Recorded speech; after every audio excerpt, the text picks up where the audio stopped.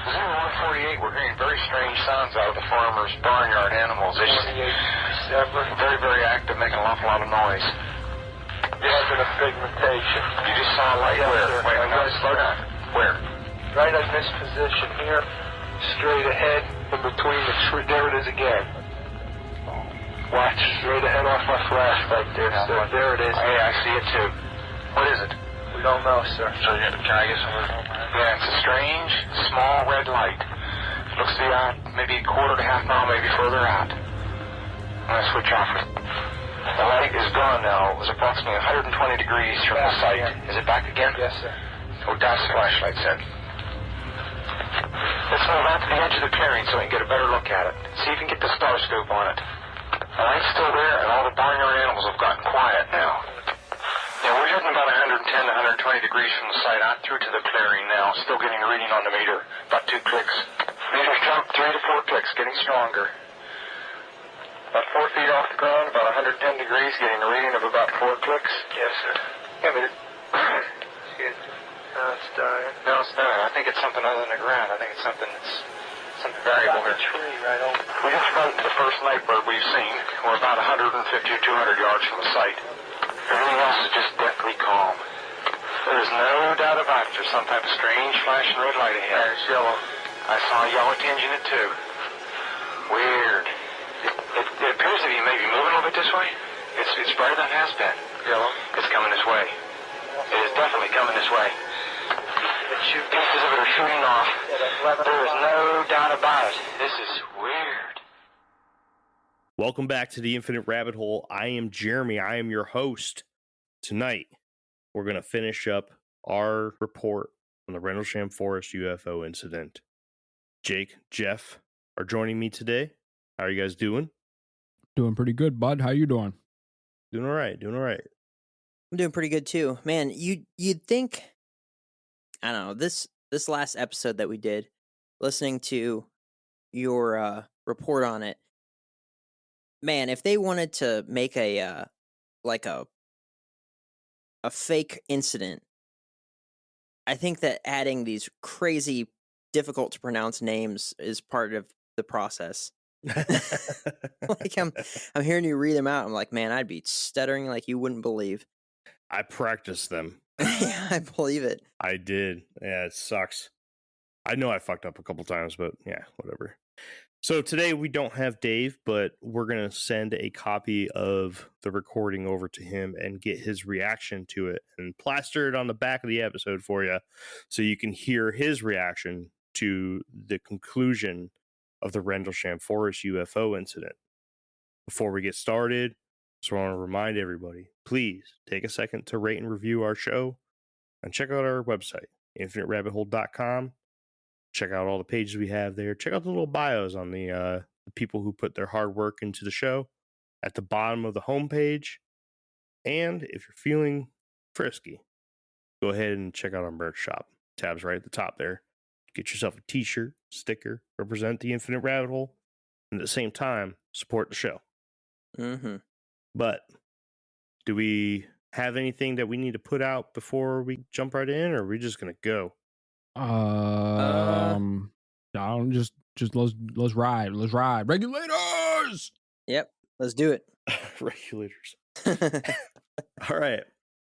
So, good thing for anybody that was like, oh man, that last episode was just too story driven. This one's definitely got some more reading in it, but not as much. And you'll be able to hear the reaction at the end where we banter and we talk shit about each other's opinions and all that good stuff that everyone's actually here for. So, let's get into the cover-up. Once the post-event investigations officially started, Lieutenant Colonel Halt was left out of all parts of the new investigation team. His only part in it now was as a witness. At the beginning of a very secretive investigation, a large aircraft flew in, and an unknown number of people descended onto both bases.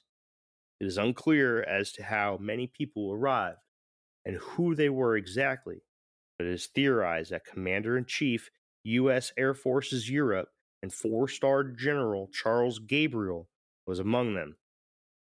It is the thought of many that the events that took place in Rendlesham Forest were so important that the only person that could be responsible for the proper investigation was a 4-star general. The OSI, also known as the Office of Special Investigations, called many witnesses, including all involved during the events, into a secret interviewing room underground of the base.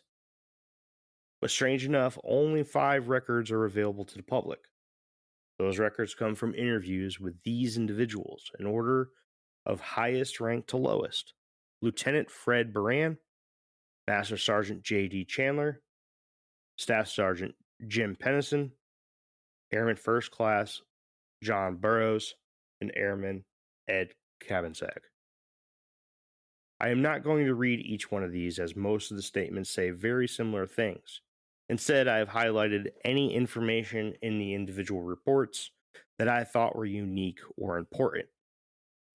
From Lieutenant Fred Buran's point of view, when he was being updated via radio relay, he said that Staff Sergeant Penniston claimed to have approached the clearly mechanical craft, quoted, and instantly passed it and was staring at the beacon in the far distance, which is thought to be the Orford Nest Lighthouse. The reason why I include this is because I feel like this may be another piece of evidence that there was a time dilation at some point, as claimed by many people in many different scenarios of the events. So in the last episode, when they were taking readings with the Geiger counter, they noticed that there was high levels of radiation at the points where the tripod from the craft were landing on the ground and in the center. And then I had made a little note and I said, we'll come back to this. And that it looked like, and some people actually claimed that it looked like there was a walkway, like some person or animal or being walked around the area, a lot of different places. And there was little radiation points all around. It looked like footfalls. So I just wanted to bring that back up before we get into this next little bullet here, because this is where it comes back. In Master Sergeant Chandler's interview, he mentioned that Staff Sergeant Penniston informed the relay that the only sound he could hear was the sound of multiple things running around him. He claimed it sounded like small animals. I include this because most accounts of this particular scene claim that it was completely quiet. And here we have a first-hand account claiming that Staff Sergeant Penniston heard running footfalls all around him. Now, those words don't actually come out of Staff Sergeant Penniston's mouth, nor is it in his statement, nor have I been able to find anything about that coming from him. But as we will learn soon, there's actually 2 people that claim this, and one of them is Master Sergeant Chandler. All right, moving on. Staff Sergeant Penniston didn't have anything new in his statement, as his story is basically what we outline on this show. So anything he had to say is basically what we're putting out to you. But after the interview, Staff Sergeant Penniston claimed they took all of his sketches and notes, and that the interrogation techniques were very strange and very long. He even said that they went as far as to give him quote-unquote truth serum to gain the information that they thought he was hiding. Lieutenant Colonel Holt would later elaborate in Leslie Keene's book, UFOs, Generals, Pilots, and Government Officials Go on the Record, claiming that the quote-unquote truth serum they were said to have been ready to use on the witnesses was sodium pentothal. He went on to say that they told him that the light was the Orford Nest Lighthouse and that he was not to divulge any info to anyone. Airman First Class Burroughs would also make note of the sounds coming from around the area of the craft. I include this because it lends evidence to what Master Sergeant Chandler said about what sounded like small animals running around close to the area. Now, there's the second one. So not only did Master Sergeant Chandler put this in his official briefing or his report, but so did John Burroughs, who was one of the big players in this event, one of the big names. He was right there, right next to Jim Penniston. Now, questions that come to my head, which I'm assuming is coming to other people's heads, how come Penniston didn't hear this? Well, there's that time dilation, right? So everything from Jim Penniston's point of view was quicker. So that sound of footfalls, which is, I'm going to make the noise, right? Running around, may not sound like anything because it happened so quick in his point of view. It was like instant in his point of view. So that's my theory. Now, this isn't, I didn't get that from any book, but my theory is that the two people that were immediately right there say they heard it, and the one person that was next to the aircraft succumbing to the time dilation that is theorized to be part of the story didn't hear it. There is an explanation for it. And even if that was reversed, even if he looked out of the time dilation and everything slowed, that thumping, right, would sound like doo, doo, doo, doo. And actually he may not have registered as a noise at all because it would have lasted for too long. You know what I'm saying? So it doesn't really matter from his point of view what he's seeing.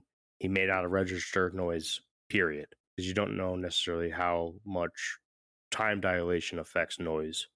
That's my theories on the whole thing, because that was one of the first questions that popped in my head to battle this whole thing, was that right there. But then it made sense to me when I put myself in his position.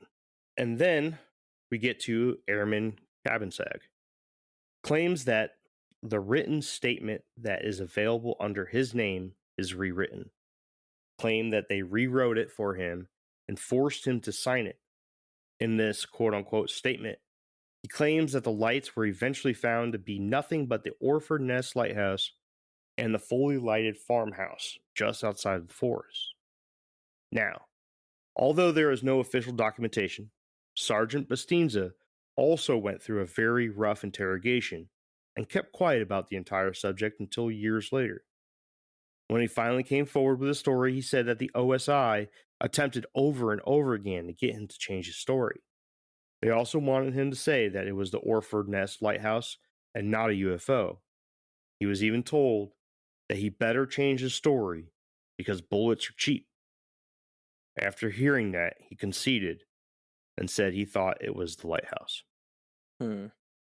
After Airman First Class Burroughs returned to his post at the East Gate, he claimed that the number of helicopters, low-flying planes, military personnel, and vehicles increased immensely. There was no official information or statement about the events released by the US Air Force. In fact, when the commanding officer of the two bases, Wing Commander Colonel Gordon Williams, was briefed by Lieutenant Colonel Holt, his reply was to bring Holt's story to the commander of all of the US Air Force bases in England, 3rd Air Force Commander General Robert W. Baisley. He did so by presenting Baisley with the audio recording taken by Holt during the events, and Baisley's response to this was, if it happened outside the wire, meaning off of base, then it's a Brits affair. So according to General Baisley, the jurisdiction of the event would fall on the British Ministry of Defence. RAF Commander Squadron Leader Donald Morland, the British liaison officer for both RAF Woodbridge and Bentwaters, went on to request an official report written by Lieutenant Colonel Holt. On January 13th, 1981, Morland sent Holt's memorandum off to DS-8, also known as Secretariat 8, a division of the Ministry of Defense, and they found that there was no threat to British national security and made no additional comments. This memorandum would become one of the most important pieces of evidence that is available to the public in regards to UFO activity in the world to date. This would become known as the Holt Memo. I'm at a break here, boys. What do you got? So, this man, who was it? I can't pronounce his name. The guy who had his cabin sag, Airman Yeah. Cabin Sag. He claims that he was pretty much given a gag order and told that will kill you if you say anything. But as we can see from actually recent events, there was someone that was a lot higher up than an airman that was given a gag order, and he defied that and he went straight to military prison. So I don't believe that someone threatened to kill him and just left him alone to have a different statement and stuff. I believe that if there was actually a issue where they wanted absolute secrecy, that they would have just had him sign a statement and then just made him disappear. If he was a loose end that had a different story than what a narrative that they were pushing was. So let's talk about cabin sag a little bit. Mhm. I didn't add this to my report here, but at the time of the incident of the Rendlesham Forest UFO events, he was about a month and a half removed from boot camp. Mhm. So he's a baby. Yeah. And imagine being that new, or just look at all the new airmen that we get, right? Sure. Yeah. And now they've seen a UFO and all this shit, and then all of a sudden an organization such as the OSI show up, and they're like, "Hey, bro, this is what you're gonna say," and you're like, I don't know, no, that's not what I saw." And they're like, "Hell yeah, guess what, dude? This is what you're gonna say." I mean, to me, this sounds like they see an airman, young kid, and they're like, "Bro, this is what you're saying," and he may have said no, and then they were like, "Yeah, well, bullets are cheap, dude." And then he was like, "Okay, hands up, got you, man. I'm gonna shut up. Go to the No, light." I don't know, man. No. Maybe someone higher up, maybe someone with without a need to know, that had a lot to lose and all that sort of stuff. But someone that's brand new, shoot, when I was going through boot camp, they had a guy in the division just ahead of us that had a massive just widowmaker heart attack in the middle of the night, died. Oh, geez. And and it was just something that happened. It was just sudden and it happened. I mean, I don't think that if if he had seen some crap that they really wanted to get covered up, that they would just give him a threat and then leave him about his stuff to then drop it later on and be like, yeah, and then they threatened to kill me. It just I think that they would have just made him disappear. So I don't know. I'm not buying that. I'm not saying that nothing happened and he didn't see anything, but I think that he's embezzling in that, or he's not embezzling. He's uh adding some fluff to the story to make it more dramatic on his side. I feel like there's a little bit of fluff added to the story from multiple aspects. Same. I don't. I think this happened, Right. but I do think that there's some fluff in it, and we'll get into it a little bit more at the end. Jeff, what do you got, man?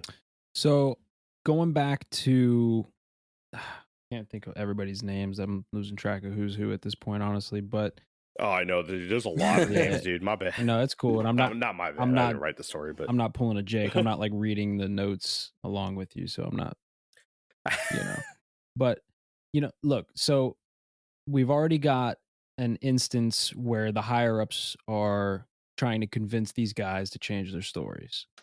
We've also got what it sounds like a consensus here, including myself, that seems like some of these guys may be making some of it up, right? It might be exaggerating a bit, okay? And there it is. Yeah. Then we also talk about the interrogation process. Now, I don't know how much or how in depth the descriptions of the interrogation process goes. I don't know if they break down everything that happened during interrogations. But there are things like Jake was saying earlier with implanted memories, things like that. So it could be a mix of all three of those things happening, plus the disinformation from the governments. But I am still going to stick with my original theory, which I will not disclose yet. and nothing has really changed that for me, honestly, including the fact that one of the dudes wasn't hearing the animals, right, running around. Um, I've also got something for that. Fits right into my theory as well. So Okay, cool, man. I'm Ooh, excited for the end of this. got something else. What do you got? So, what if all this stuff is just they're allowing them to believe this? What if, I don't know, maybe they did threaten him and say, yeah, bullets are cheap, all that sort of stuff, because they're building a narrative around a UFO when, you know, yeah, that story in itself is it's hot and it's awesome and there's a lot of craziness and it's so easy to just be like, yeah, we have no idea what that was, when in reality there's a project or an aircraft that's in development that could like decimate a country or something like that, and they're just like, yeah, we're never gonna let people know about this, but they can believe in this UFO nonsense all day long. you know that's kind of where I'm leaning Hmm. at this point. Um, I think that the intelligence agencies or whoever at the top, right, would rather these dudes be ranting off about an alien spacecraft because they know that they'll be widely discredited by the public, um, because they're hiding something that they know about. That's all I'll say for now. Mm-hmm. Hmm. All right. You It's guys a ready to move on? conspiracy. Yep. I'm ready. All right, so let's get into the news. The rumblings around the Rendlesham UFO incident quieted down quickly, and for quite a while too. Then, on October 2nd, 1983, the Rendlesham UFO incident was plastered all over the cover of the British tabloid titled The News of the World. According to George Dudding's book, The Rendlesham Forest UFO, a man going by the name of Art Wallace leaked the story.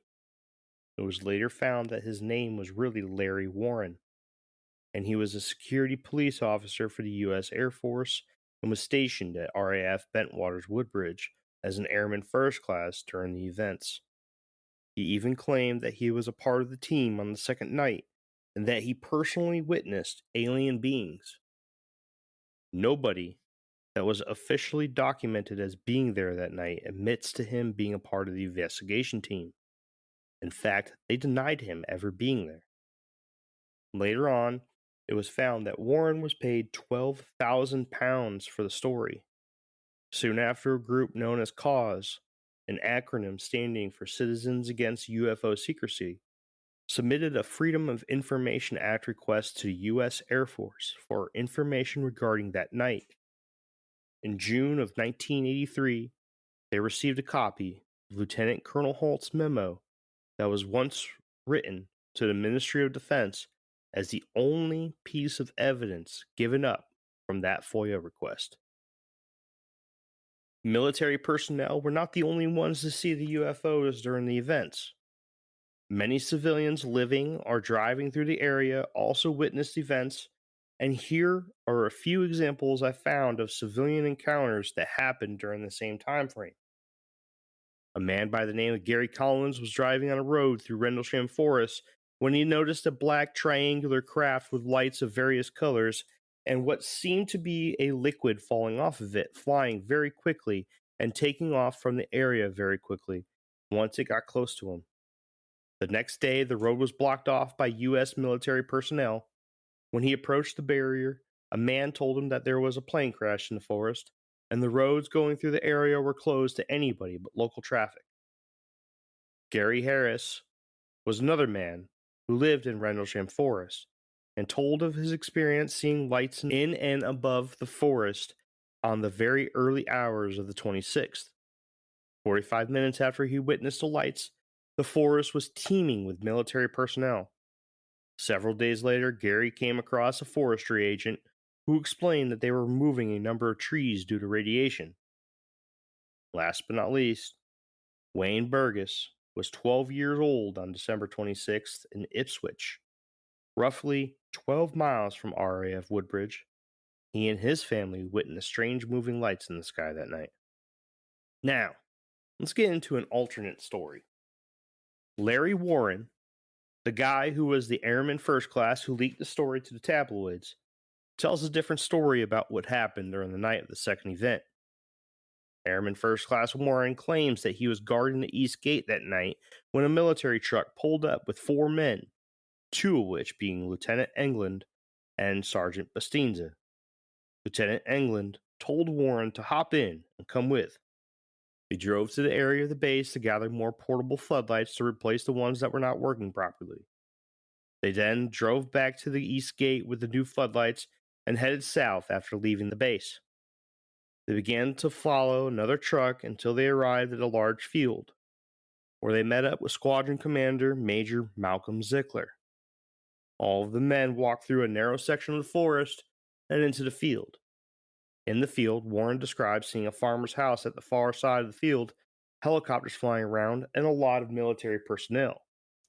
He then claims that with the video cameras recording the entire thing, him and Sergeant Bastinza walked into the area where a craft of some sort was expelling a hazy mist and glowing, when suddenly a ball of red light came down from the sky and exploded into many pieces. When everything settled down, there was a large UFO in the shape of a pyramid hovering over the ground. Things took a strange turn when 3 humanoid figures emerged from the craft and were greeted by Wing Commander Colonel Gordon Williams. There was no physical or verbal communication between Colonel Williams and the humanoids, but Warren got the feeling through their mannerisms that they were communicating to each other somehow. After this, Warren claims that himself and many others were told to vacate the field and return to their post, which he did. But when he got back to his post at the East Gate, it was 0430. He claimed that he left his post at 23:15, which is 11:15 p.m. for non-military folk, and was only gone an absolute max of a couple hours. The times didn't line up, and he feared that he lost time or time was distorted somehow around the field where the craft landed. The next day, he and many others were told to sign papers given to them by OSI and the U.S. Navy Office of Intelligence, claiming that all they saw the previous night were lights in the forest. Reactions, gentlemen. Go ahead, Jake. Well, I just found a really interesting conspiracy angle on this thing. You want to put it out now or wait till the end? Oh, I want to wait till the end. And I want to put it out before Jeff does because I'm pretty sure we're on the same thing. Yeah, I don't know. I'm in the same spot that I was before that part. Okay. Jeff? Yeah, same, man. Honestly, I like this story. This is a good story. And actually, the more that you've gone into this, I do recall actually seeing, I think I saw like a show on this one time. I don't know if it was on like History Channel or They have one on History Channel for sure. that's probably Oh, right. yeah. Oh, dude. Everybody covers this. This is known, like the nickname of this incident is England's Roswell. The most important UK UFO sighting and all that sort of stuff. Yeah. Yeah. Oh, dude, it's huge. And besides Roswell, it's the biggest UFO event to ever happen that we know of. And in fact, it's better documented than Roswell. I mean, like in the Rendlesham Forest right now, they have a thing called UFO Trail where they have like signs and posters and all kinds of stuff. And then an artist, and I think and his wife, made like a to scale representation of the UFO with symbols on the side and all kinds of stuff. Like that's super cool. Yeah, it is. We should go. I mean, we keep doing these t-shirt sales and we will. Shoot, that very first shirt sale that we had, which I think was one of us, but still the very first one was 100% more effective than our Patreon ever was. You know? Like and they're good shirts. Anyway, They're good. Anyway, I like this episode and it's given me a lot to think about. And I think I just found a really good conspiracy angle on this thing. Still leading in with we have a different narrative to cover something else up, but it has to do with the area and when the base was created and all kinds of stuff. Like, I think this is going to be pretty good, at least for a good talking point, something we can kind of mull over and discuss. Hopefully, I don't say what you guys are thinking, or at least, Jake, I think you're on something different than Jeff. But I think I know what you're onto too, and I think I might actually touch on it. So you might have a spot to really talk here coming up soon. Cool. Jeff, good to go, man? Or you got something? No, What do you got? I'm ready to go, man. Let's do it. All right, let's talk about these strange numbers. They're strange. Well, that's beside the point. All right, here we go. This is a little woo-woo, and a lot of people are going to see this as fluff, right? That was added to the story. Because it is. Maybe it is. But at the same time, think about if it's not. I don't know how the artists in, like, for the UFO trail or whatever, how they made their sculpture, like what references they went off of, considering all the sketches and all that stuff was confiscated. Maybe they talked to the guy that saw it or whatever. But the way that they're placed on the side of the structure that they built, the representation, it looks like aircraft side numbers. Yeah. Like the Buno numbers for an aircraft, except it's represented in these symbols and stuff. And I'm just like, that was the most striking thing that was pointed out to me. So if the symbols have any basis to them, I think that they're like, this is the serial number of this craft. Well, we're going to start talking about these numbers right now. Talk about it. And the symbols. Tell me about those symbols. All right. So in 2010, Staff Sergeant Penniston came forward with additional information from the first night of the event. Right there, I hear the whole world just being like, right? Mel's Hole. Now you get more stuff. Took you long enough, bro. Yeah. This is when I right. joined the Navy, by the way. So in 2010, Staff Sergeant Penniston came forward with additional information from the first night of the event. He told of how he touched the craft with his bare hand at a location where there were hieroglyphic-like figures etched into the surface material. He took out his notepad and began drawing sketches of the symbols. As he made contact with the largest symbol, a large triangle with a circle near the top and another one down by the lower right corner, a strange set of numbers were pictured in his head. He stayed fixated to the images of numbers, engulfing his vision for what he recalls as a few minutes. The next 24 hours were difficult for him. He had trouble sleeping and was very tired the entire next day due to the experience he had the night prior. The night after his failure to sleep, he was thumbing through his notebook he used to draw the hieroglyphs that he saw on the skin of the craft when he suddenly felt like he was at the craft again and the numbers were running through his mind. He began to write the numbers down on his pad, and after he was done, the numbers were gone, and this time for good. So this is that second instance where I said somebody wrote something down and instantly forgot it. So the first time it happened to Burroughs, this time it happened to Penniston. On September 10th, 1994, Penniston was seeing a hypnotherapist to determine the reason for extreme sleep issues. He is also trying to get help for PTSD, but is unable to get any from the VA at the time due to an official report of the events of the Rendlesham Forest not existing.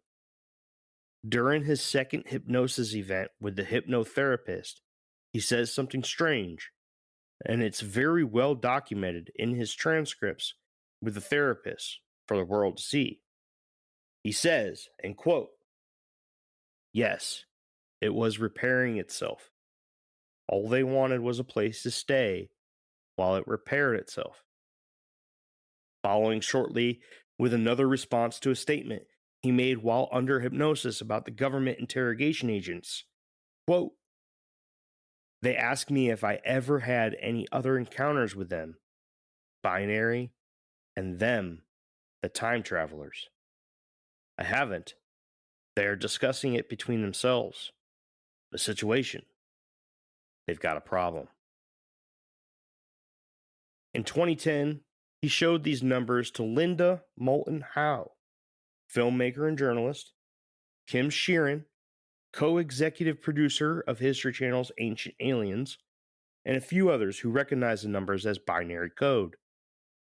According to the book Encounter in Rendlesham Forest, the codes revealed a lot of information, including coordinates of a long-lost underwater city, an advanced civilization similar to Atlantis named High Brazil, off the coast of Ireland. It actually listed it twice.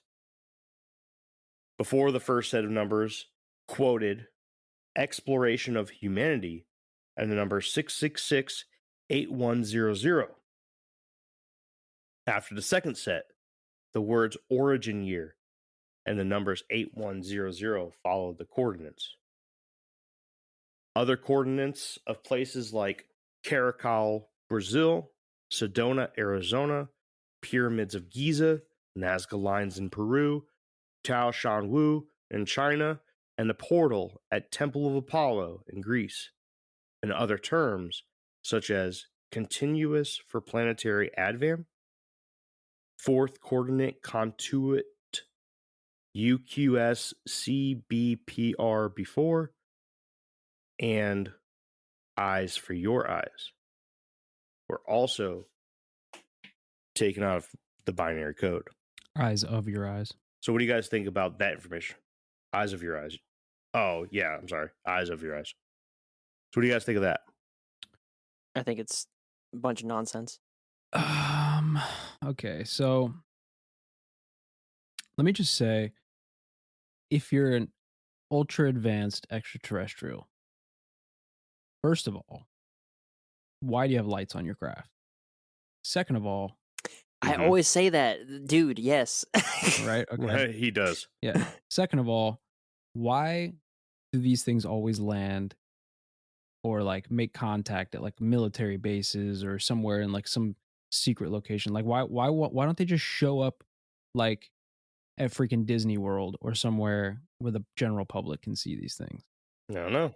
Thirdly, why would you use binary? Well, hold on. Binary is thought to be the most basic form of communication in both mathematics and technology. So From our perspective, binary doesn't, well, I mean, binary doesn't necessarily have to be ones and zeros. It can be thumbs up, thumbs down, yes, no, blue light, red light, anything, right? If you have a combination of two different things in a pattern, in a certain pattern, it can mean something. So Morse code is a form of binary. So you would have to think that binary code would be used fluently throughout any intelligent civilization that might exist in the universe. But how do those binary codes equal English words? That's where it doesn't make sense to me. well, that too, but again, I get what you're saying and I understand that premise, but this is all coming from human intellect, right? This is what we would think is the most basic form of communication, whereas some super advanced extraterrestrial civilization, they might not even, you know what I'm saying? Like, who's to say that they even give a shit? They might not even speak. Yeah, you know what I'm saying? Mhm. Like, they're probably using telepathy Yeah. or like who knows what. I mean, or symbols of some kind. You know what I mean? I just don't necessarily buy into the idea that other worlds would be using any type of communication that we're using here.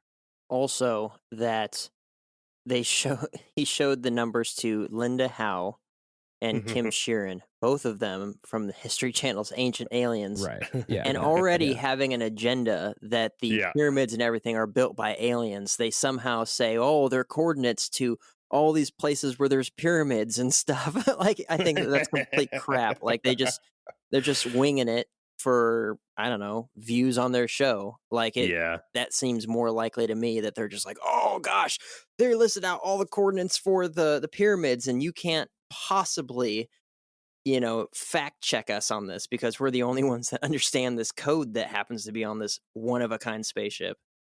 Yeah. Yeah. So I do have some theories, and Ooh.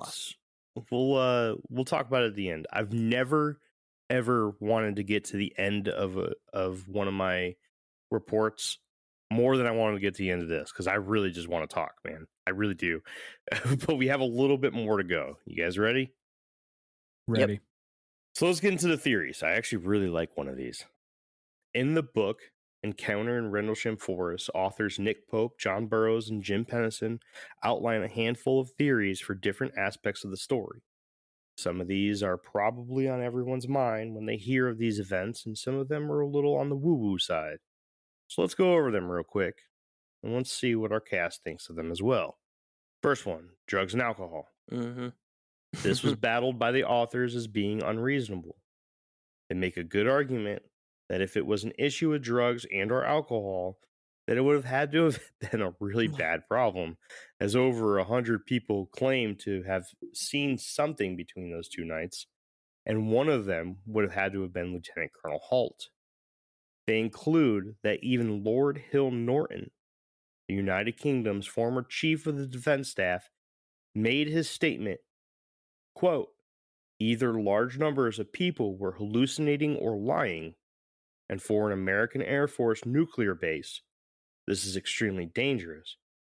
Or what they saw happened did happen. Now, the second theory is delusions and mass hysteria. This wouldn't make sense because of the evidence. How would you explain the radar readings, impressions on the ground, damage to trees, and radiation readings? Prank is the third option. How would they fake the radar and radiation reading? Again, a meteor. Many UFO reports turn out to be meteors making entry into or through the Earth's atmosphere. But come on, are we really going to consider this as an option for the events that many people describe? In my opinion, no. But speaking of lights in the sky, a few hours earlier than the first event on the 25th, a piece of the Cosmos 749 satellite made re-entry. The debris was seen in many countries, including the United Kingdom, Morocco, Spain, Portugal, and France. But again, this took place hours before the first event, and the first event started on the ground and went up into the sky, not the other way around. Another option is training exercise. With or without the use of mind control or technology such as holograms, could the Air Force have been testing their base defense by creating a diversion outside the gate to see if it would leave a section of the base vulnerable to invasion or attack? Although there is no proof that this wasn't done, there are two reasons I can come up with as to why this wouldn't have been the case. One, this is excessive. Way too excessive for an exercise used to test NCOs on security breaches. And two, if a program using these things, such as holograms and mind control, is real, this would be a highly classified subject and wouldn't be used in a place like Rendlesham. Most likely, this would be tested at places with secret facilities, such as Area 51 or Wright-Patterson. Now, the last one that they talk about before we get into the woo-woo, this is actually the one I really like. I like this one. This makes sense to me. Secret aircraft or drone. So in the book I read, they made a good point about this option. What if it was an aircraft or drone? And what if it was Soviet? The Cold War didn't end for another 9 years. This was one of the premier bases in NATO and was theorized to house nuclear weapons. What would it look like if an experimental Russian aircraft landed in the forest and meant to tease those who responded? What if it was having mechanical issues and was not what they meant to do? Would this be covered up by all three governments? Russia for having faulty technology and the incapability to use their new toys correctly? The UK for allowing such an aircraft across its borders while freely flying around doing whatever it wanted to? And the US for allowing it to spy on a nuclear weapons housing facility, maybe even the most important one in NATO due to its location and proximity to Russia and other nuclear players. I don't know, but this is one that I personally wouldn't send to the back burner. These, among a few others, were some of the more reasonable and down-to-earth possibilities for what may have actually happened during these events. Now let's look at some of the other more woo-woo options that were outlined in Pope, Burroughs, and Penniston's book. The first option they point out is extraterrestrials. Now this is one of the more popular opinions when it comes to UFOs in general. I personally don't believe that at all. if any, UFOs are being piloted by alien beings from other planets. As everybody is aware of, UFO stands for Unidentified Flying Object. In no way, shape, or form does that mean piloted by aliens. There are a lot of things in this world that we are still unaware of, and a few of those things may be flying through our airspace, or it can simply be a top secret vehicle from our nation or another. I have gone on record on this show a dozen times as to why I don't believe we are being visited by alien beings from another planet. Don't worry, I'm not going to dilute this episode with more of my personal beliefs on that matter, but I will recommend a few of our episodes that do go further into the subject on. And those are, of course, the DoD UFO episode, UFO document episode, the Berkshire UFO incident, all of those from season 2, and extraterrestrials and interdimensionals from season 1. But I will say that I do believe that if we are being visited by aliens, quote unquote, we are being visited by beings from another dimension and not from another planet. And with that, I will lead into their second option that they lay out in this book. The subjects of multiple universes and additional dimensions added onto what we can perceive is a topic that many consider pseudoscience. But there are many reputable scientists working at the Large Hadron Collider located at CERN, the European Center of Nuclear Research near Geneva, Switzerland, attempting to prove the existence of these theorized subjects. Although the idea of the interdimensional beings being the cause of the Rendlesham incident cannot be proved, it is one that cannot be disproved yet either. And the third and final woo-woo theory is my personal favorite, and I'll get into why later, is time travel. Like that of the theory of multiple and parallel dimensions, we cannot prove this to be true or false. We cover this topic heavily in our episode simply titled Time Travel. But we can speculate on one thing that was brought up by Pope, Burroughs, and Penniston, and that is that time travel would most likely not be the answer. Their argument is something that I really do agree with, and that it is that if time travel is possible, it would be very, very strict in its rules and would be very heavily monitored by the governing forces. This is so we do not create an issue with the grandfather paradox. With something flying around so radically and carefree as the objects in the Rendlesham Forest incident, it would be hard to believe that these objects were attempting to not change the course of history, thereby breaking the rules of the grandfather paradox and possibly erasing their own existence. So no, I don't think it was time travelers. Because even if they were degenerate time travelers, they would have and very well could have deleted their existence, or at least their place in the universe by doing such an act. And therefore, we would never have witnessed such an event. Now, I just want to make it clear, I don't like that explanation as the explanation for what happened. I like their explanation in the book. Like, everything I wrote down there was from the book. They made a really, really good argument about it using the grandfather paradox and such, and how erratic these things were flying and how carefree they were. Mm-hmm. And, you know, you go into this hypothetical future where time travel is available, there would be an extreme restriction on it because of something such as the grandfather paradox. Could literally annihilate an entire future by farting in the wrong room or whatever. I mean, seriously, it is. But I'm at a break here, and I'm going to go ahead and throw it on over to you guys for any of your inputs on some of these theories. Yeah. I'm pretty sure it was a training exercise. I think that's probably my favorite one of these, but it's not in any of the things you've listed. I think that they might have been training to see how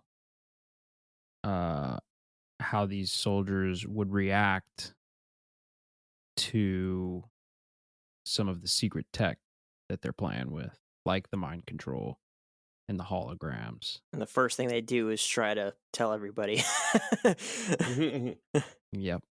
I'm leading into secret aircraft or drone, and I would like to wait until the very end of these talking points to kind of get into it because I think that it's enough of a theory that it could completely derail the rest of this episode. I really like the Soviet theory about them testing an aircraft, and we'll again talk about it later. But that is out of the theories that were laid out in that section of my report. That is my favorite, and I think that it makes the most sense. Well, But- I don't think that it has anything to do with the Soviets, but yeah, All right, you ready to roll? ready. Yep. We got 2 more sections to go, and then we're done. And they're both small. So let's get into rumors. There are many rumors surrounding the Rendlesham Forest UFO incident. Some of them are believable, such as the rumor that the suicide rate skyrocketed at RAF Bentwaters Woodbridge, and some of the rumors were a little more woo-woo. One of the more woo-woo theories outlined by Pope, Burroughs, and Penniston is that one of the most common conspiracy theories involved with these events is that the reason why the craft was interested in the area was because they were actually looking for RAF Bawdsey. Bawdsey is near Rendlesham Forest and is theorized to be the home of many different top secret projects, such as Cobra Mist, the Over the Horizon radar system, and a facility rumored to do things similar to the Montauk Air Force Base in Long Island, that is supposed to have done work with interdimensional trials, time travel, and the famous disappearing USS Eldridge as a part of the Philadelphia experiment. Could a craft being piloted by Russians, aliens, or interdimensionals have been attempting to spy on a top secret project at RAF Bawdsey?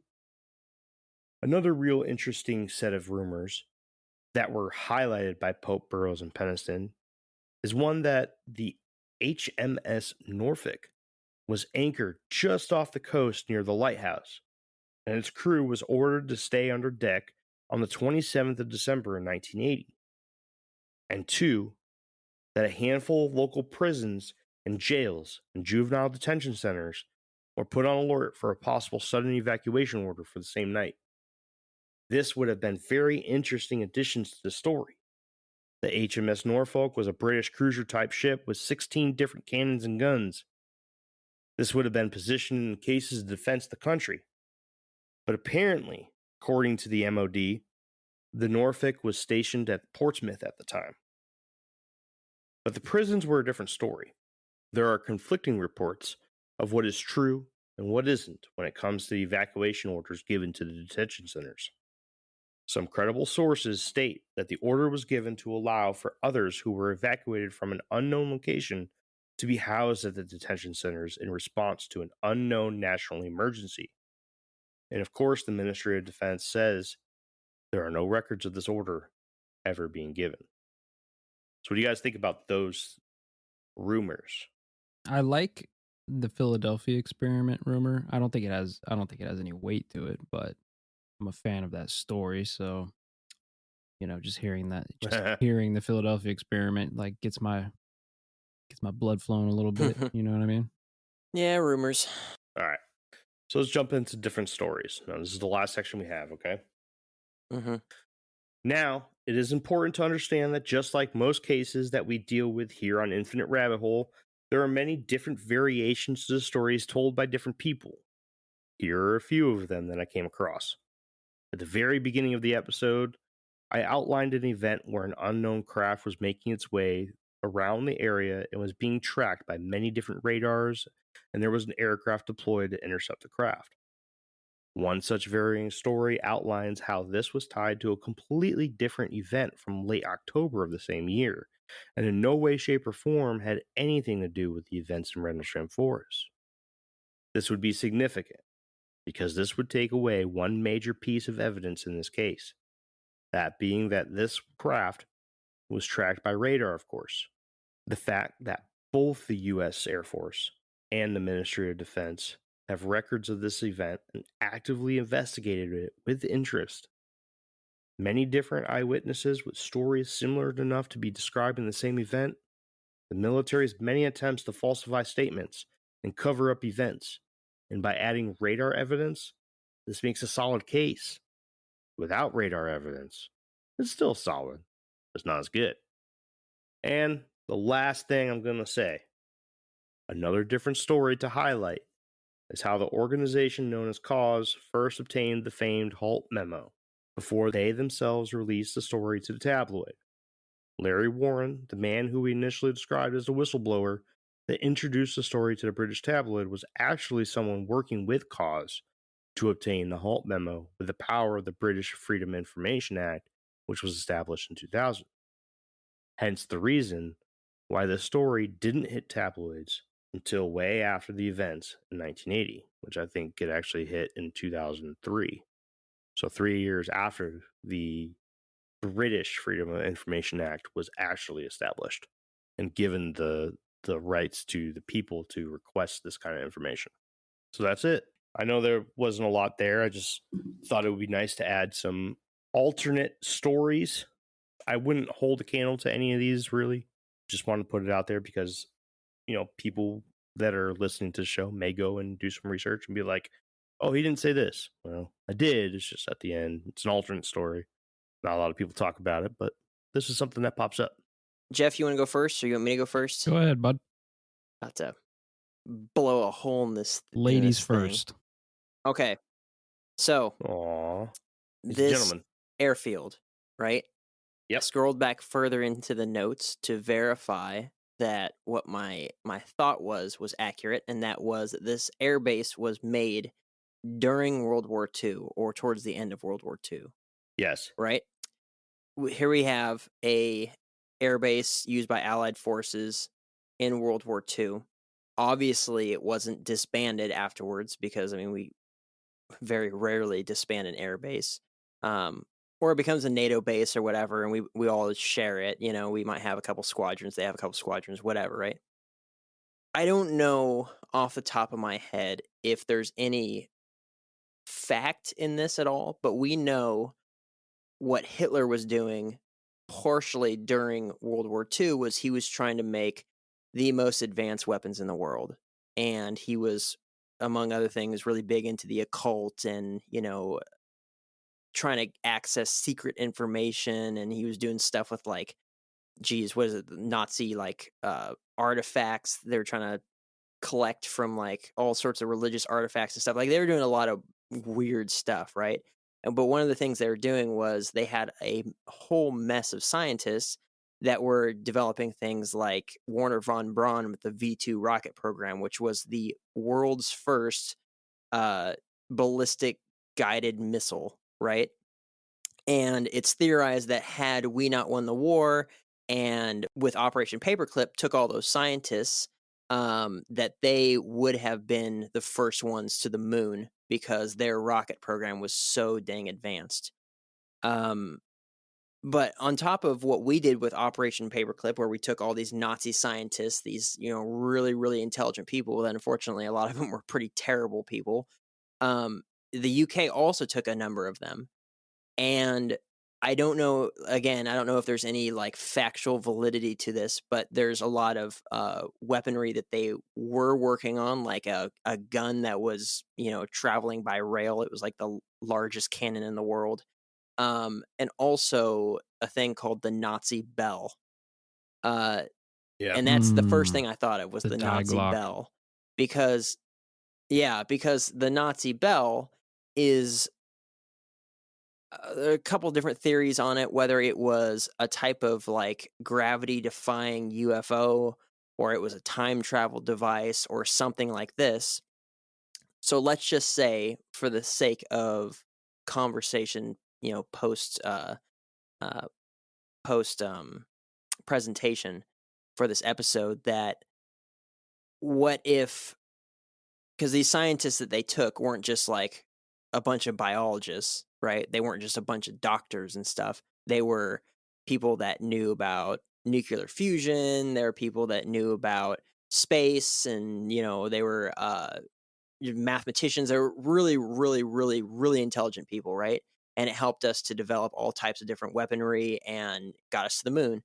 But what if the Nazi bell did have validity to it, and instead of taking this thing and moving it all the way across the world to the United States, they moved it to a NATO base that was not very far away, where there was already a nuclear arsenal or had developed, developed a space for storing a nuclear arsenal that would already be top secret, that was kind of in the middle of nowhere because it was in the middle of this forest.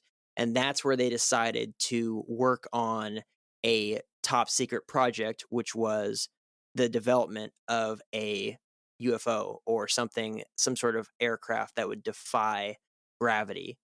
And that maybe they use a tremendous amount of radiation or something like that. I'm not suggesting that it's like a UFO or like a Bob Lazar type spacecraft that has some sort of element in it that hasn't been discovered yet. But I'm just saying like if there was some validity to the fact that the Nazis were smart enough to have developed some sort of gravity defying something or another, and it was being further developed in this on this airbase, and so maybe pushing the agenda that, well, this thing looks like what people would figure a UFO looks like or a spacecraft, so let them run with that.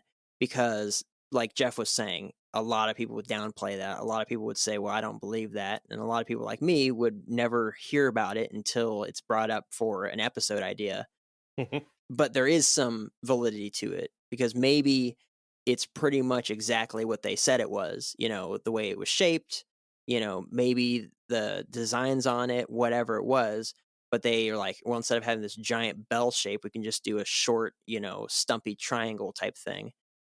I don't know. Like, that's where my head went with it. And so I was just like, well, I mean, the time frame of the airbase lines up, the location of it lines up. And then I went into, I did a very quick Google search, and I was just like, Operation Paperclip. And I found out that there was another one that the UK did where they took like 100 of those scientists into UK or into the UK.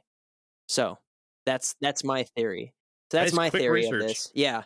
So developing this while you're speaking and like getting all those points. And I'm glad that, when you were talking about the, secret aircraft or drone, you went into the Soviets, but not necessarily not the Germans. But that was a huge thing because that was, for the most part, World War II. Of course, there was, things going on in Japan, but Germany was a huge portion of World War II. And the fact that we still have those bases all around the world, a lot of them have to do with World War II and where we needed to set up in order to launch from in all these different areas. And it's just like, maybe this has something to it. Not bad, dude. Not bad. Jeff, your turn. Okay. Let's see which one I like better. Here we go. All right. We'll take a vote. So the Rendlesham incident was in 1980, right? 1980 was the Yes, year sir. in question here. So in 1969, well, let me just make sure I got the right tab here so I'm not reading the wrong thing. Okay, so yeah, 1969, US Patent 3675879A, method and means for creating artificial gravity in spacecraft. In the abstract, an electrostatic generator at the underside of a floor in a space vehicle produces electrostatic energy, which radiates from the top side thereof to attract astronauts in their footwear and clothing and their implements to the topside floor of the simulation of natural gravity. Then, right here, 2004, US Patent 20060145019A1, triangular spacecraft, the TR-3B. We've talked about this before. The TR-3B. That's exactly where I thought you were going with I this. knew you did. TR-3B. Number 4 in the claims here says to create by claims 2 and 3 an interaction of the electrostatic field with the electromagnetic wave such that a combined space-time curvature pressure is generated on the whole in the upward and forward direction to produce lift and propulsion respectively. So it's using electrostatic fields and it's actually altering space-time through space-time curvature. And then if you go to military.com, you can actually type in TR-3B, anti-gravity spacecrafts. There are videos of these triangular spacecraft with the lights flying around. This is the TR-3B. It's definitely a real thing. And then you can look at all of the Jeremy Corbell footage, like the what do you call it? Like the night vision or the night scope that was on the US destroyer, and it's clearly a triangular spacecraft. Another example of the TR-3B. But here's the other thing too, right? So this triangular spacecraft patent in 2004 was application filled by John Q. St. Clair. And if you get into some occult things, the 13 bloodlines that rule the world, one of them is Sinclair, which has been changed to St. Clair. So that's another one. You can actually go to CIA.gov, and in the library, you can search Bloodlines of Illuminati. And there's an entire document here listing all 13 of the bloodlines. And if I do a Control F search and type in Sinclair, it is mentioned 8 times, the Sinclair name. So I'm not going to say that the one that they saw in Rendlesham was a TR-3B because the size difference. TR-3B is pretty big. But I think that it was probably a predecessor to TR-3B that might be a little smaller, before they built the big guy. Or maybe some other model, but it's something with the same technology. It's the TR-3A. Could be the TR-3A, right? And like I was saying earlier, I think that it was a test on friendlies to judge reactions to this craft and to this technology. So then technically, both me and Jeff's theories could intertwine. Well, that's what I was actually going to get to. Here's the thing about the Nazi bell. The Nazi bell was not a triangle. Looking at military.com, the TR-3B, watching the video as you're talking about it, it's absolutely insane. I don't know, where this technology was developed from, where they got the information from, but yeah, I think that the fact that it was a nuclear base has a lot to do with it. Maybe because there was a nuclear arsenal, which, Jeff will tell you those don't exist, but maybe they were hoping that people would be more, shut the heck up about it and not be so, I'm going to tell everyone I know. Well, that even if they saw something super messed up, that they would be like, well, I can't say anything because of the secret nature of this base. So the fact that it was at this base that may or may not have held nukes, right? Depending on what you believe about nukes. Right. And it wasn't lit up. It wasn't lit the fuck up, okay? Tells me that somebody was in the know, either in contact with that base or on that base. They knew that there was this craft, their craft, or an allied craft coming in to do whatever it was doing. So that's why they didn't just shoot it out of the sky.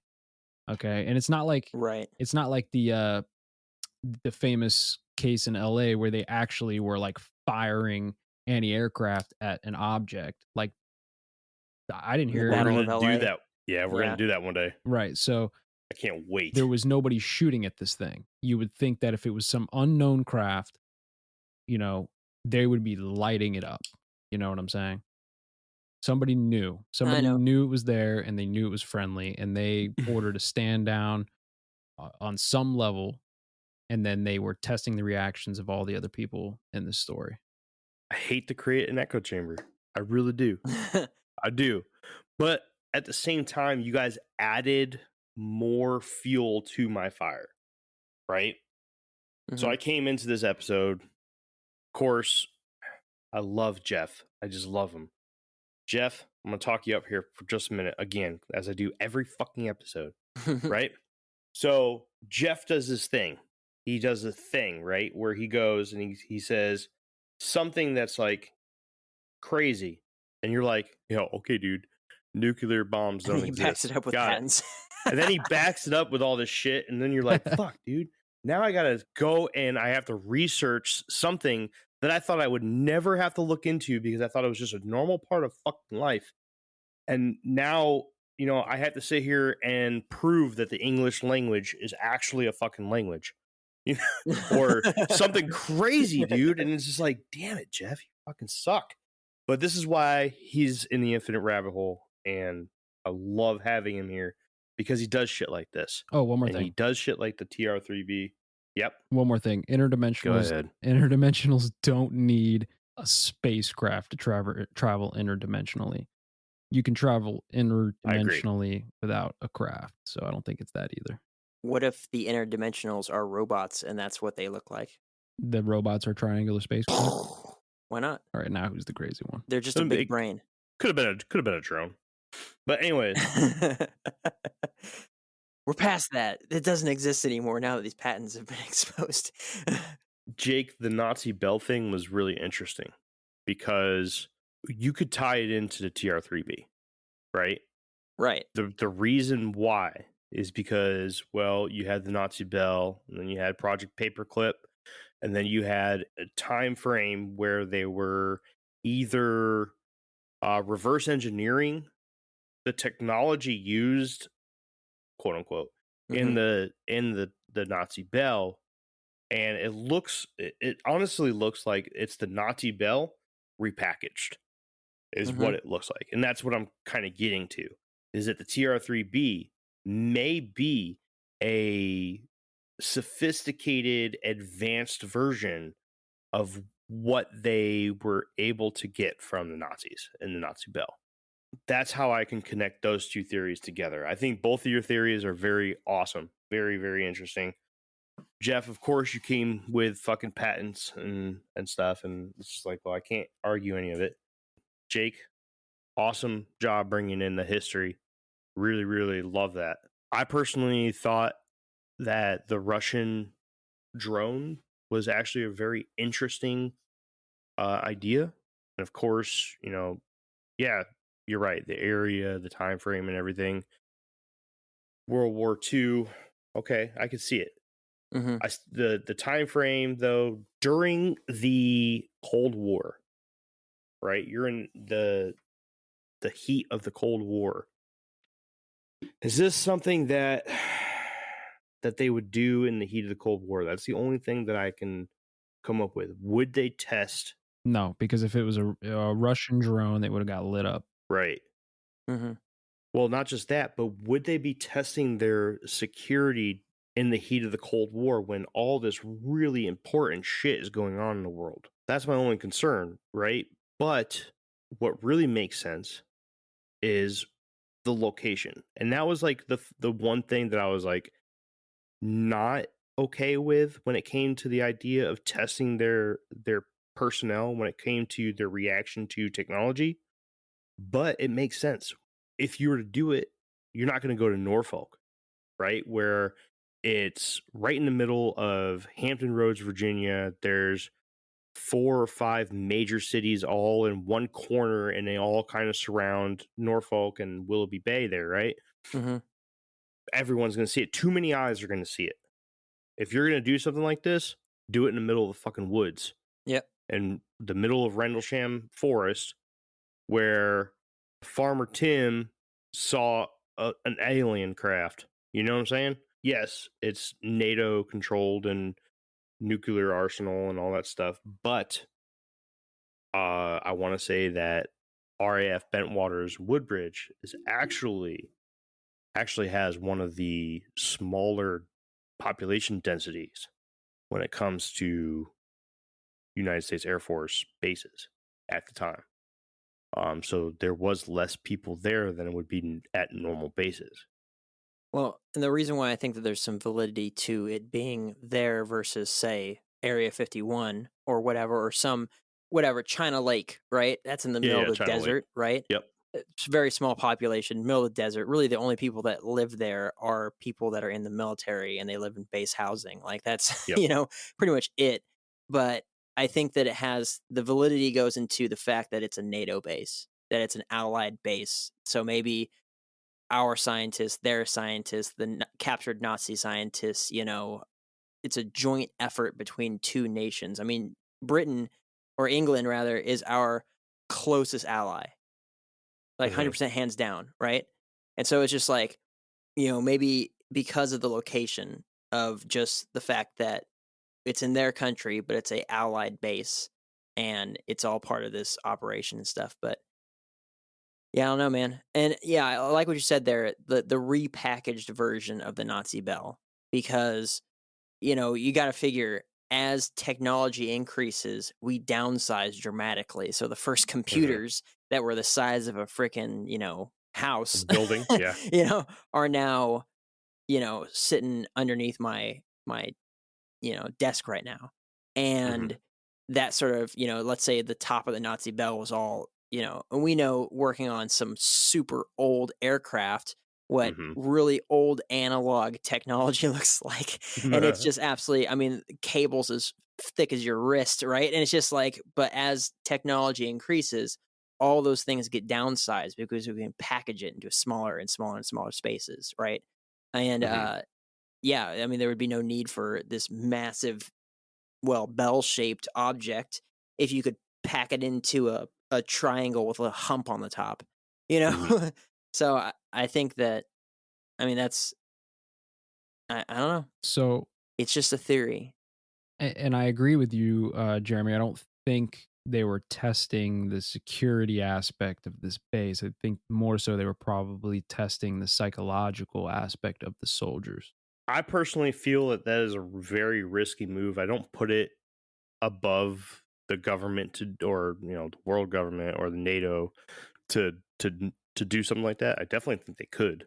I definitely think they would, but I still have the opinion that it's probably not a good idea in the heart of Cold War. Probably not. But again, they followed it up with intense interrogations with who knows what they were doing. Again, they could have been doing memory implantation during these interrogations. They could have been doing mind control things. Right. They were also telling these guys to falsify their reports. They were also apparently threatening Hmm. these dudes' lives. So I think No. that they came in behind themselves and they Mhm. did a pretty good cleanup job on top of putting out disinformation, like you were saying. So I don't think they worried Yeah. too much about it. I the thing that kills me about this story and what could make this I love this story. I think this is a great story. This is a solid uh piece of UFO literature, lore, or whatever you want to call it. It's just really well rounded. It has everything. Hmm. But the problem is, you know, I I don't want to badmouth people because who knows? Maybe one day they'll be on the show and they could prove me wrong. I'll open this up to Burroughs and Penniston, and Holt, but there's so much fluff in it. And it's like, why? Like, y'all saw something really neat, We get it. Hmm. Something happened.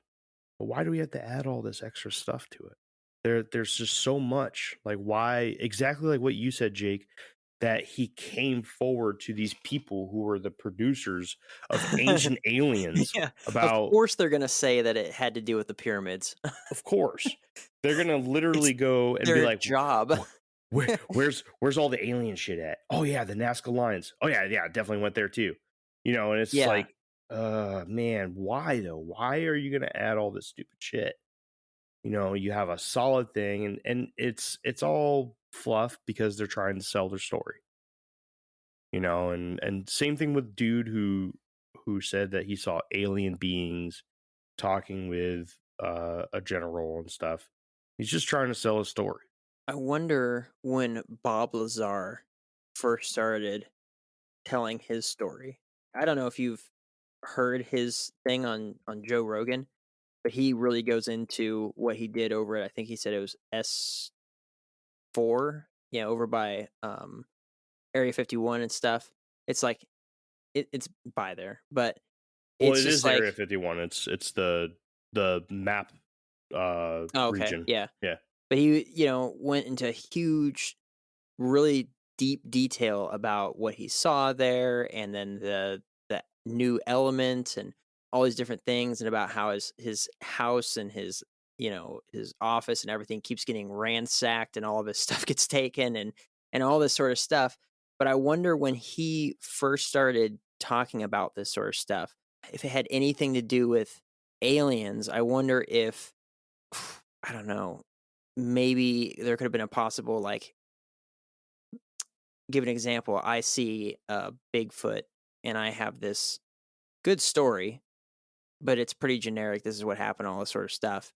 And then maybe someone else comes out with a Bigfoot thing where they like spoke to it or something like that, and they go into huge detail about it. And me, maybe being a little bit jealous of, their story, want to embellish a little bit on mine and say, well, there was also this, there's more to it, oh, I found out what those things were, without adding too much crazy detail, but maybe making it a little bit more impressive of a story. I'm not suggesting that that they're liars. That's just my thoughts as far as like why there would be this extra thing that, really it doesn't need to be in there, because without it, it's already a really super cool story, and if it's a true experience that happened, that's a wicked experience that most people will never ever have, right? And so even if it was a military aircraft, right, most people on Earth will never be able to experience that. So it's unneeded to say, oh, well, then later on I went and talked to the people that say that all the crazy historical stuff on Earth was made by the aliens, and they told me that this was made by the aliens that, had whatever coordinates to all these alien structures on Earth. And it's just like, you don't need to add all that extra stuff to get more attention. Like, you already had everyone's attention, Yeah. That's what that feels like to me. And I could be 100% wrong on that, but that's what just kind of jumped. I think there's definitely some embellishment, but the thing about the implanted memories thing really is where I'm kind of stuck right now. Because, if you have implanted memories through some form of mind control or high technology or something like this, you're going to believe what you believe, regardless if it's true or not. So I don't think people like Bob Lazar or any of these guys are necessarily liars. I just think that their implanted memories are so real to them that they truly believe what it is that they're saying. And that could be the case with all of these guys in this story as well. And again, if the intelligence agencies want everybody to just brush this off like it's a crazy UFO story, which most of the general public probably do, that's what they would do. They would implant some beefed up shit in there just to make it seem a little bit more crazy. You know what I mean? Well, you can't prove UFOs. How are you going to dig in? You can't prove that there was or was not a UFO versus proving that there was a, they had these things on radar, on record. So it was definitely a craft, and I believe a craft from here. Again, I don't think super advanced right. Aliens or whatever would be caught on radar. Same with like the Tic Tac UFO from Commander Fravor. I don't think that aliens or whatever would have their shit caught on radar. Not for a moment. You know what I mean? Well, I don't know. We'll get into that later. Isn't that what the F-35 is for? The reason why it has all those crazy angles and stuff? Like, it's not even the fastest jet that we have. It can't carry a large payload. Literally, its only job is to be able to evade enemy radar and not be picked up. Like, that's the whole MO of that thing. And that's one of our craft. Yeah, so that's what I'm saying. The crazy interdimensional beings, it would be like it wasn't even there. Like, it wouldn't exist, Yeah. Our radar systems and our planes would explode and burst into flames by trying to capture it. Like, it would be something like absolutely insane that we can't even comprehend how they're doing it. And also, why the hell would there be lights? Yep. Because like I said it before, we don't have to have lights on our aircraft to see anything. We could go lights off, use the FLIR, we can see perfectly clear through the FLIR as if it's day. You can't tell me that if there are some super duper advanced beings out there that they need to have lights on their spacecraft. No. All right, we're at an hour and a half, gentlemen. It's past my bedtime. Make it 3 hours. Guys, that was great. The conversation at the end is definitely the highlight, and I hope that most listeners, if not all listeners, get to the conversation here at the end, because I think that's where we're able to dissect this thing and jump in. Jeff, Jake, both of you guys said you guys had some bangers, to take that word from Jeff. I've been using that a lot lately, by the way. And you guys showed out. I hope that anybody that listened to this episode enjoyed it. I put a lot of time and effort into this, well over a month and a half worth of research, and I hope that you enjoyed it. I hope that you guys liked it. I hope that we can do some more UFO stuff in the future. Do either of you guys have anything to say to all the travelers before we leave? Nukes are fake. Space is fake. To be continued. Nukes are real. Space is real. There's no aliens, though. That's all made up. And Bigfoot exists. Bigfoot does exist. I had to plug Bigfoot because we plugged him last episode. We had to plug him this episode. We have to plug him in every episode. We should. Well, I did say the Bigfoot story thing. I don't know. Anyways, Bigfoot is real. I am on the fence about space because I need to know what the fuck Jeff's talking about. I still haven't been able to squeeze that out of him yet, and that's gonna be a banger right there. Love it. We should make a shirt that has a globe in the middle, and then all this black, around it, and the stars and all that stuff, and then have just a bunch of like little red circles with slash marks through them, all over the place. Fake. Well, no. There's luminaries. There's luminaries up there. It's just not what we're told. This is why he needs to fucking do an episode on. They're boom spotlights. They finally flipped the circuit breaker. Have you ever seen The Truman Show? You ever seen The Truman Show? Right. Yeah, I just watched it with my wife this weekend. The spotlight falls, and it's called Sirius. It's the dog star. It's a spotlight that falls out of the sky, and it's literally the dog star. I never noticed that. Yeah, never noticed that. Nice. All right. Well, until next time, travelers. We'll see you in the next path of the infinite rabbit hole. Bye. Adios. Bye.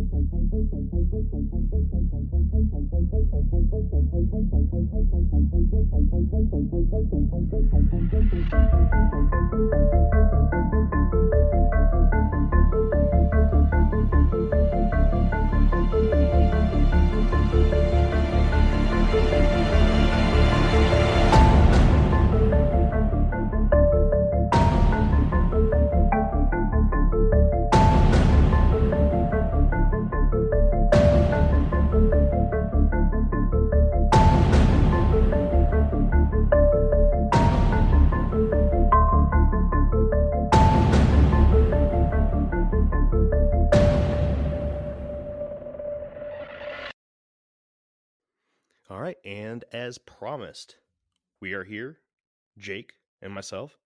We're here with Dave of the Hush Hush Society Conspiracy Hour podcast to give you his opinions and reflections on Rendlesham as a whole.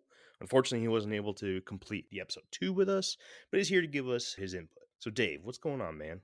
Not much. Glad to be back. I'm glad I could be a part of part 2. It was unfortunate to not be a part of the whole package, but I'm here. Shit happens, man. Shit happens. Yeah. The zipper wasn't all the way up. How'd you get the beans above the Frank? So, man, give us a little bit of your reflections on the episode, and let's get some chatting going, dude.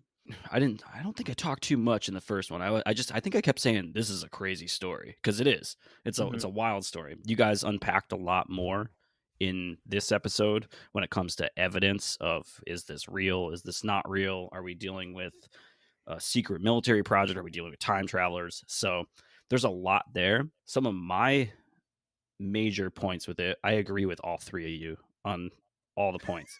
So it's really hard, because this like, number one, you guys mentioned the Nazi bell. Mm-hmm. And wasn't that like that was the Kecksburg incident, right? In Kecksburg, Pennsylvania, where they supposedly saw the Nazi bell? It's familiar. I don't want to put out too much. Okay. This is a major hint to anybody who made it to the end of this episode, obviously, but we may be talking about Kecksburg coming up soon. Possibly. We may hit that in season 6 or 7. So it's on the long list of things to touch.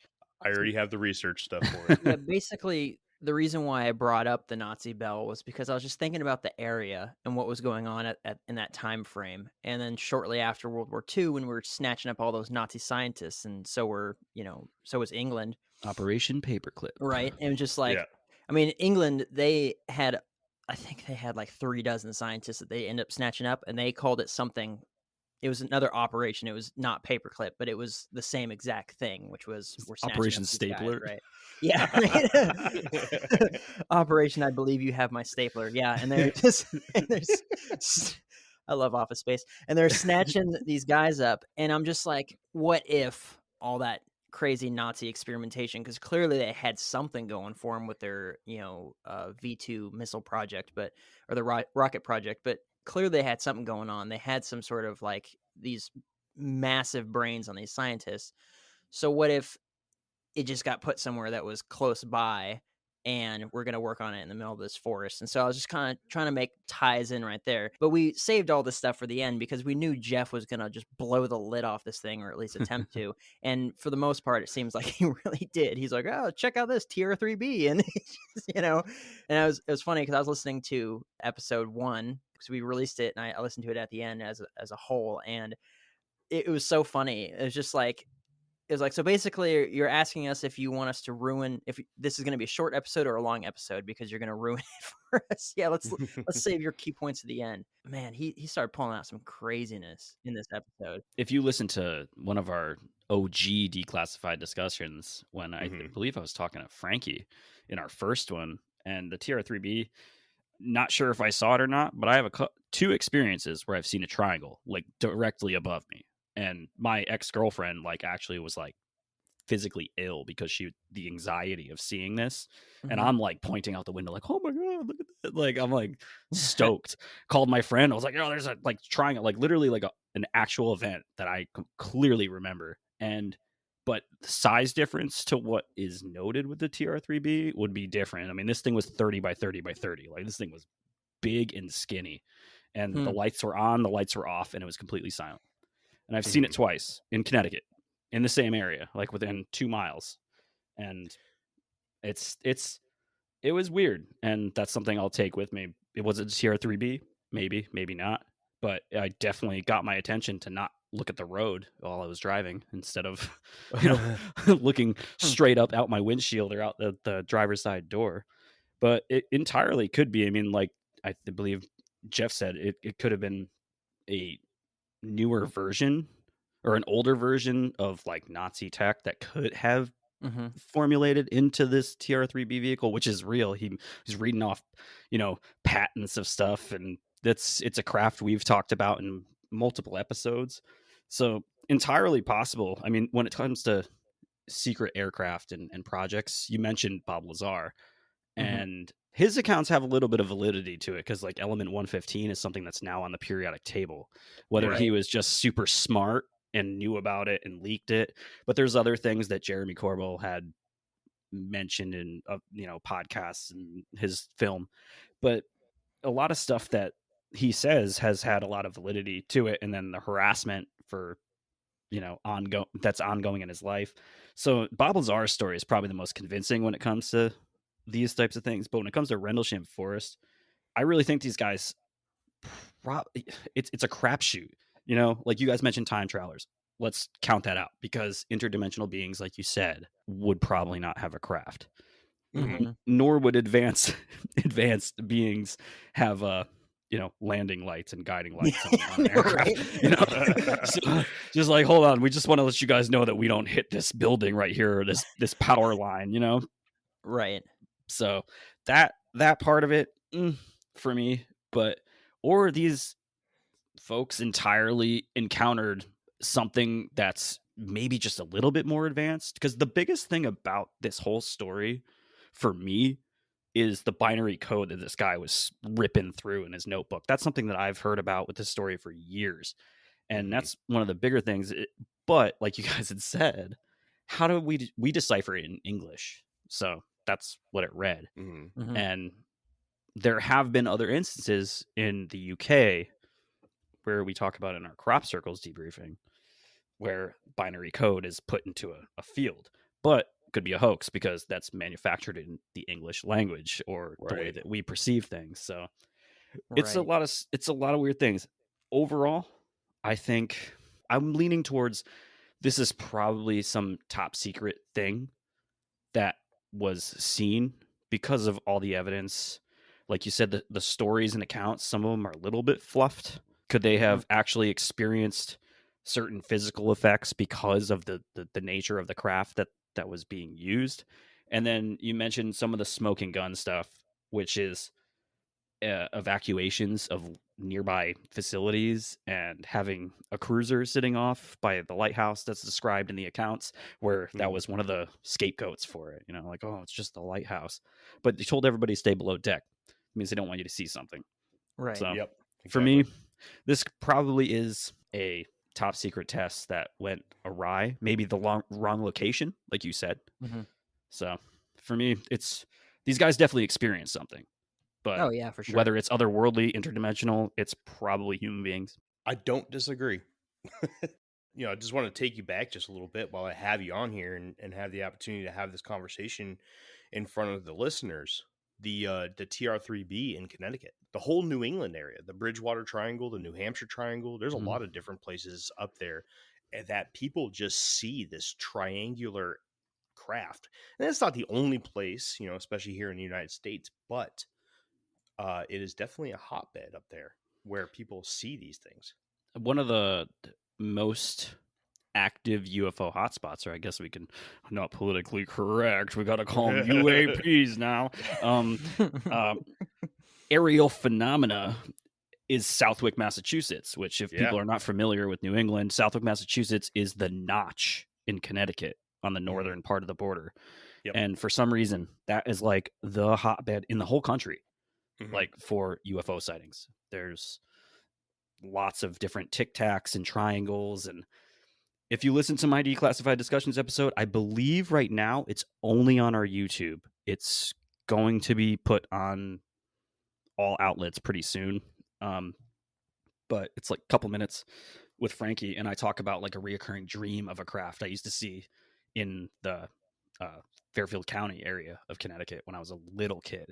So really weird stuff in Connecticut going on, especially since people don't really know about that state. Most people that I've met a lot across this country are like, is that in Canada? Like, no.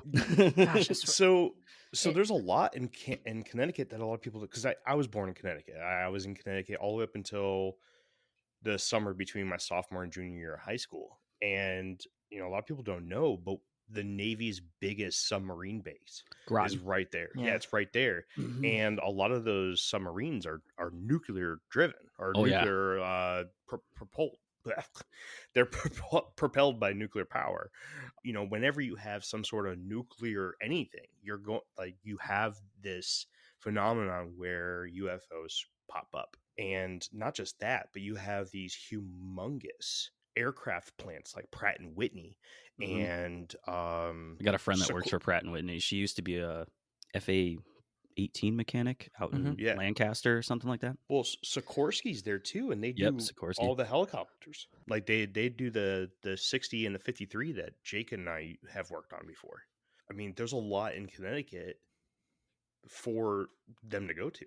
My dad's friend worked for Sikorsky for like 20 something years. Yeah. I mean, or even if one of those places is working on a secret government contract, who knows? There definitely could be. I mean, they have to test them.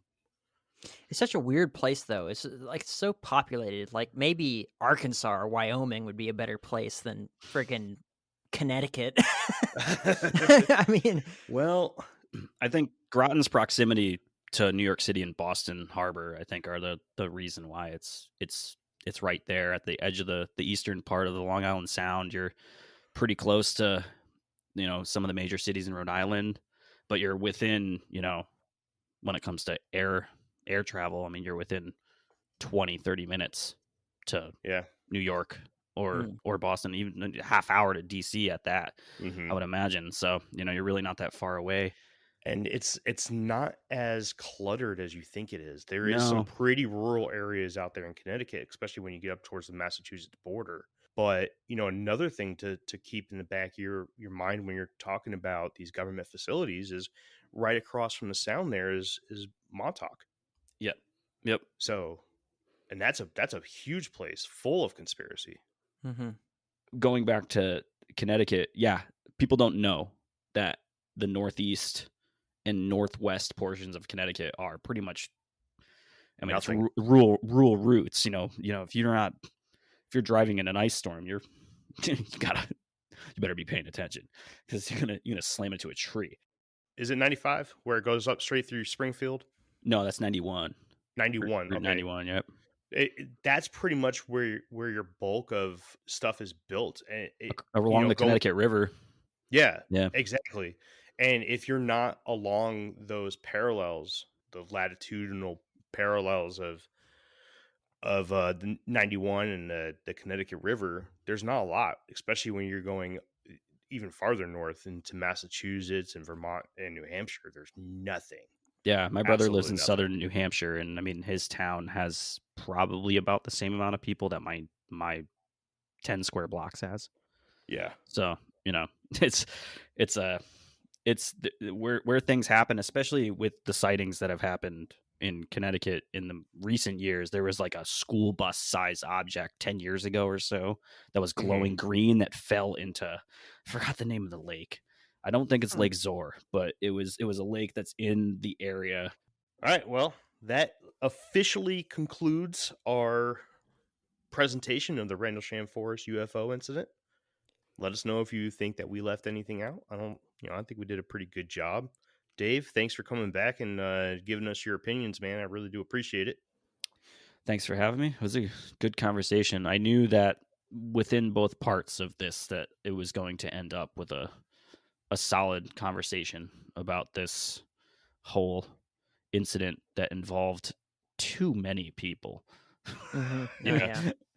Absolutely. Before we let you go ahead and update us with any information that you either want to repeat from the last episode or anything new, man. Go for it. It's all yours. Well, we have an upcoming episode. We are going to be releasing our 39th debriefing on December 27th. A little bit of a Christmas bundle, but you'll see what we did here. It's going to be on the 27 Club. So stay tuned for that. Yeah, it's going to be nice. Yeah, it's going to be an interesting one. A little bit out of the box for us, but we're starting to experiment a little bit more with stuff like that. And if you didn't catch the first episode, I highly advise you guys to listen to part 1 of this. But if you didn't, we are going to be having our 40th debriefing and our live show, which Jeremy participates in every single time. So if you guys want to join us, it's a lot of fun. We are going to be focusing on Agenda 21 and doing the Skull and Bones. Skull and Bones in Gunwave in New Haven. And we are going to be starting on Facebook Live at 7 p.m. Eastern. And that should be a lot of fun. Same stuff that's going on the last couple live shows. We're going to do some trivia, recaps, some interaction with our hushlings, and some stuff that's coming up. We'll be dropping some hints and probably unveiling some merchandise for the next year. Since our store is still unfortunately down, we apologize. We are tirelessly working on new disgusting t-shirts that you probably won't buy, but should be fun. But yeah, that's all I got, man. So I'm off that day. I'll definitely be there, and hopefully this time I'll actually win something, because every single live debriefing that you've had, you guys do the trivia of the stuff that you talked about throughout the season, and like I go quick right out of the gate, man. I'm like boom, boom, boom, and you guys are all like, "Oh, Jared, there he goes. He's doing it again." And then by the end, someone else has taken it from me. Every time. I'm gonna win something this time. I'm telling you. Yeah, people come out of the woodwork, man, and you'll be like, all right, I'm 4 deep. I'm about to win out of the 10 questions. And then someone will just lay it on you thick with 5 more answers. And like fucking Jeff did it to me last season. I'm going to have to do it. You take it from Jeremy. You should. Yeah. We already got some questions going. They're good ones. All right. Well, that's it. And we also are kind of taking a step out of our comfort zone for our Christmas episode. Jake, do you want to announce it, or should we just keep it a secret? No, we'll announce it. We're talking about Krampus. Ooh, Nice. Yeah, we're doing a deep dive on Krampus, and honestly, bringing out some stuff that most people may have never heard of before, because Jeremy goes real deep. I mean, I do. like, he's going to the bottom of the infinite rabbit hole on this one, like scratching at the dirt at the bottom, looking for more clues. Like he's going pretty deep. Like he had me the other day doing a meeting with him so we can talk about biblical stuff. Like he's going really, really deep. So looking forward to that one. Looking forward to recording it and giving it out to the travelers on the infinite rabbit hole. Yeah, so stay tuned. I've listened to probably 5 podcasts now on Krampus and websites and stuff, and I We're found stealing some stuff from all that, of them. I mean, I'm going to put out the stuff that everyone needs to know to understand the story of Krampus, but then we're going to go a little bit deeper, like we do all the time here on the Infinite Rabbit Hole, and we'll have ourselves a good time, and then we'll see you right before the new year, I believe, with our next one. But yep, all right, Dave, thank you again. Jake, it's always a pleasure, man. I'll see you soon. Yeah, for And- sure. Dave, thanks for coming on. I appreciate you coming back to us and giving us your final points and stuff. It kind of sucked that you weren't able to join us in the last one, but this will have to do. But next time you'll just have to be here for both parts. Yes. Well, hopefully I can No get him on one that doesn't take 3 hours to record. That's it. We'll see you in the next path of the Infinite Rabbit Hole. Bye. Bye. Did you guys? I could leave you with a. Do you guys know why Krampus is so upset? And No, what was tell on us. his list? Why? Go ahead. Gas X. Bye.